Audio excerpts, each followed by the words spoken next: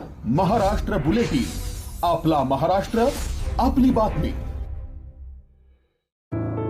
सातपूर परिसरात भरधाव कारनं दुचाकींना धडक दिल्यानं भीषण अपघात झाल्याची घटना समोर आली आहे. सातपूरमधील ITI सिग्नलजवळ पहाटेच्या सुमारास हा अपघात घडला असून या दुर्घटनेत 3 जण जखमी झाले आहेत.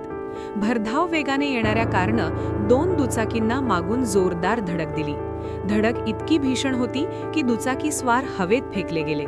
या अपघातात स्वप्नील पाटील यांच्यासह 2 फूड डिलिव्हरी बॉय गंभीर जखमी झाले. अपघातानंतर परिसरात एकच खळबळ उडाली. स्थानिक नागरिकांनी तत्काळ जखमींना रुग्णालयात दाखल केले. सातपूर पोलिसांनी घटनास्थळी धाव घेत कार चालकाला ताब्यात घेतले असून तो मद्यधुंद अवस्थेत होता का याची तपासणी सुरू आहे. या प्रकरणी निष्काळजीपणे वाहन चालविल्याचा गुन्हा दाखल करण्यात आला असून पोलीस पुढील तपास करत आहेत. सातपूर परिसरात वाढत्या अपघातांमुळे नागरिकांनी वाहतूक नियंत्रण आणि कठोर कारवाईची मागणी केली आहे. महाराष्ट्र बुलेटिनसाठी भूषण जैन, नाशिक. महाराष्ट्र बुलेटिन, आपला महाराष्ट्र, आपली बातमी.